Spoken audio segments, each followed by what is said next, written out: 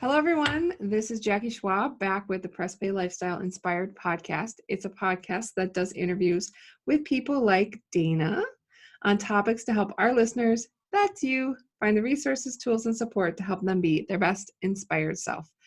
How are you today, Dana? I am doing well. You're The doing sun is well? out. The sun is out. You know what? The sun is out here too. So I live in Wisconsin. I think you Yeah. said you're from Minnesota. How's the weather over there for you guys? It is still really cold, but it's beautiful. So you think it's warm outside. Yeah, So, it's sneaky, right? So I yeah. was saying on my way to take the children to school this morning, the car said it was 9 degrees when we left. We couldn't even get the CD player to work. That's how old my car is. I have a CD player.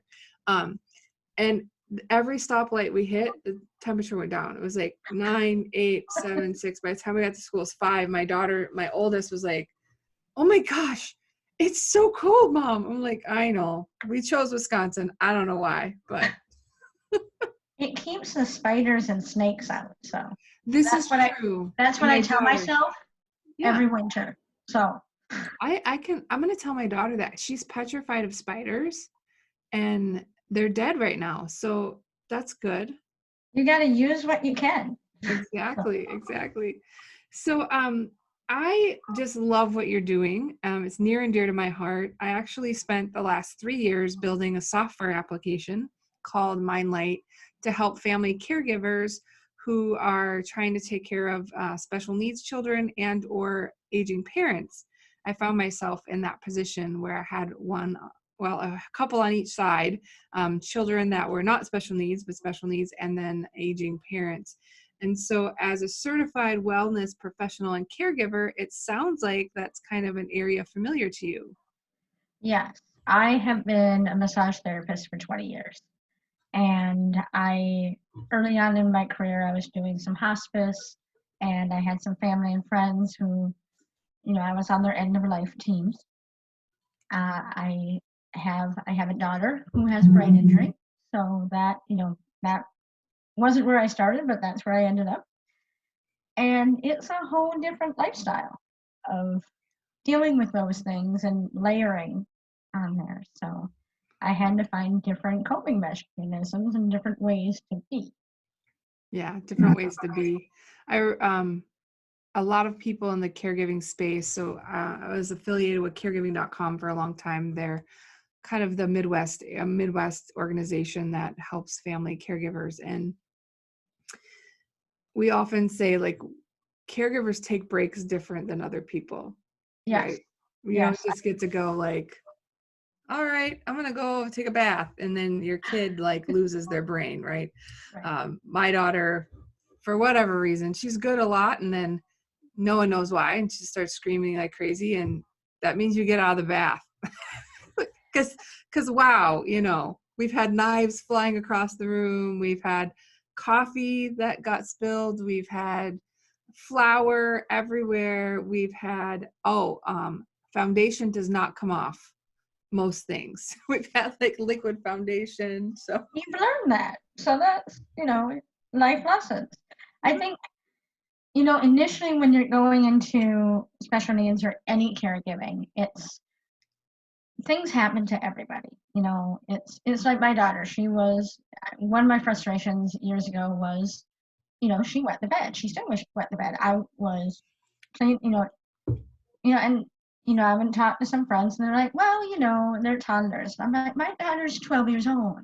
And I was speaking to my doctor, and it's my daughter's daughter, and the frequency and the intensity of special needs parenting and even in the caregiving role is different. In the caregiver, out in popular pop culture, I guess, or there's a common belief is you make the life you want.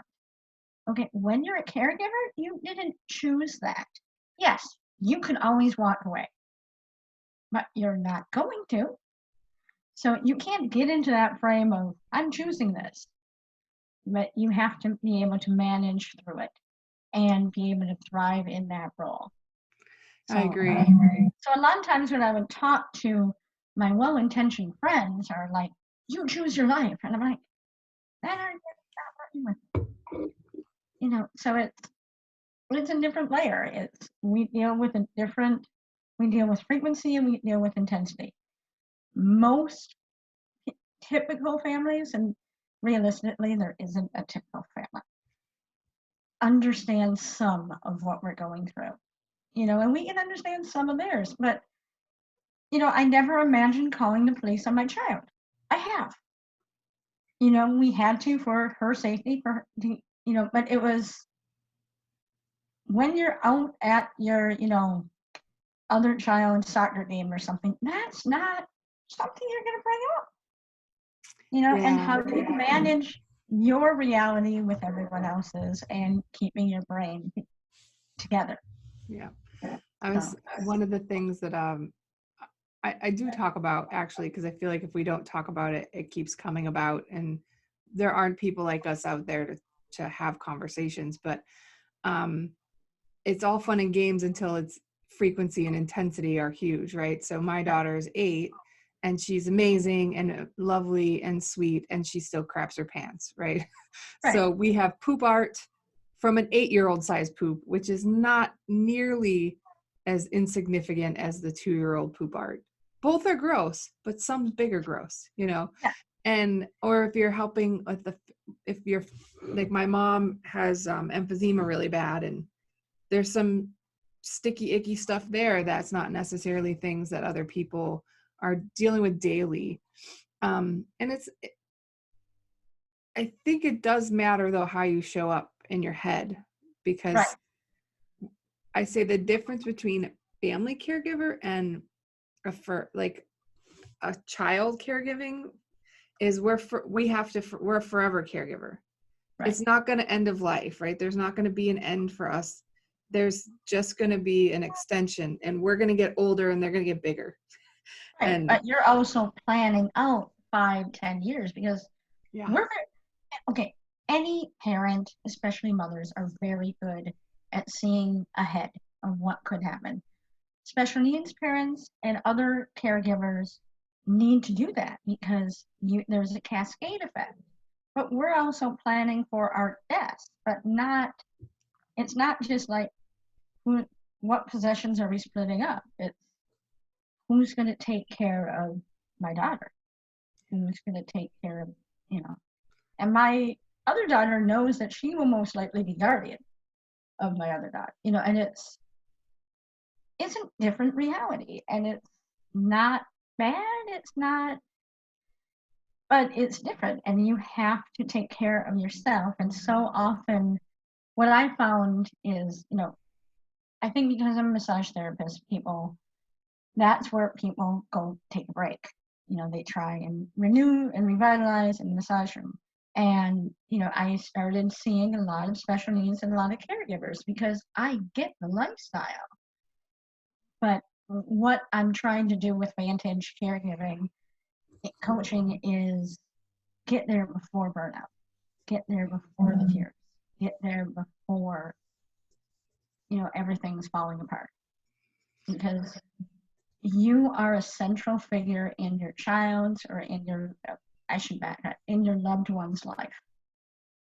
You have to be able to thrive, and it's nurturing yourself to do that. And what I saw in a lot of, because you have special needs groups, you have, with different conditions, you have support groups, and they all say self-care, self-care, self-care. You got to practice self-care. Well, what is it? And I work best with people one-on-one, a lot of times with Zoom here, because frankly, we're not going to be able to go out for coffee unless you're going in between therapies. Yeah. And reformulating how you're going to find joy and how you're going to take care of yourself. And for each person, it's different. It might be physical, it might be nutritional, it might be, just picking up a hobby you had or seeing it in a different way.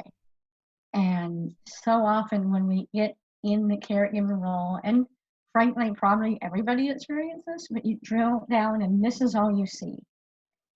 And what I've experienced, especially on the caregiving side and the special needs side is when people are trying to talk through their problems with their families and friends who don't understand the situation and haven't lived it, they're in shock of, oh my God, I don't know, oh my gosh, you're still dealing with this. And I can't even imagine that life versus, okay, yeah, I get that. Okay, let's drill down to the real problem. Yeah. Yeah, it's a different reality. I would agree. I know part of it is like you almost get embarrassed of the continued shock. Like, oh my gosh, really? Yes. What do you mean real? Like, this is my everyday. So you even forget that your everyday is so much not like the rest of the universe. Or people want to go, they're like, why do you never come with us for coffee? Or why don't you ever go to, we used to have women's night out. We used to this. And when you rare time that you get to go, it's great. But I think they think we're flaky sometimes. And it's more just, we really, really have to prioritize. Right. Every moment is unique. Right. Or sometimes I found myself being perceived as uninterested. And it's like when people are sharing their athletic, children and they're getting good grades and all that stuff. And I'm working with my oldest daughter where I'm like, well, she read the stop sign. So that was good. Yeah, we did the same thing. I remember my daughter didn't talk for a while until she was a little older. Her first word wasn't mama, of course. I don't know why. It was bird. I was like I didn't think she was going to ever speak. And she's like starts with bird. And I'm so excited. And other people just they couldn't match the excitement. Like they're like, oh, great, your 3-year-old said bird. Okay. And I'm like, Yeah. you don't understand. This is like huge. Luckily, Right. we have a lot of therapists that we stayed in touch with and friends that are as thrilled as we are. But it's definitely, yeah, I know I have 3 other children. Okay. I have Have 2 other children. Yeah, and so I have 2 older and 1 younger. So I appreciate other people's good news too. My good news for my one child is different. It's different Right. kinds of news, But you almost become, introverted about it, where you don't always share it. I mean, Yeah. you find your circles you can share it in. So is that something that so as a professional and in the Vantage caregiving, being a caregiving coach, do you work with caregivers to sort of like what do you try to help them do that's helpful? I basically have 3 services. I have one where we're designing. It's an ongoing program, about 6 meetings of it, and we're helping design basically a self-care regimen, what works for them, and so it's more multifaceted. I have mastermind sessions, which are that just one thing where I need frequently with special needs. It's where, like with IEPs, they're just hitting a full stop, or even with caregiving, it's where it's frequently when Crap hits the fan. what When crap hits the fan. and it's like, oh my God. And it's more than an oh my gosh moment. It is, everything is coming at you. And you can't right now because you have to see your way through it. And that's the mastermind session where we're, okay, so this is, I had a client from Canada who, she's a good example of this, is where she had a good support system. It was a end of life, but it was a more, it's not like we have 6 weeks, we have 6 months, and how she's getting through it. And, she had a very good self-care system. And in talking through it with her, she was a chef. She has all these people bringing her meals. And I mean, it presented as she, she just didn't know what to do. And through further talking, I was able to get some things that brought her enjoyment. And you can't travel. You can't, she's not going to go out to restaurants. She's not, she has a lot of friends bringing her meals. And then one thing she said, she goes, and I miss cooking. So I said, wait a minute, you miss cooking. So why don't you have your friend, why don't you find a recipe, send out the shopping list, and have them bring that? And that's how she was able to navigate the last few months. I'm not saying that cooking is the answer. It was for her. It was for her. Where she was able to find those moments of joy and enjoyment. And she was able to go to her husband who was dying and enjoy those moments, versus frequently you have the laundry, you have the medication, you have doctors, and you're like, oh, and I need to spend time with my loved one and I need to make it count. She was able to find those moments of grounding to do that with her husband.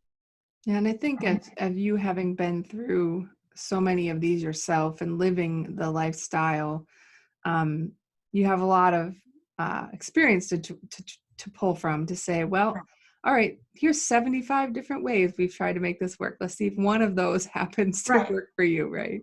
Yes.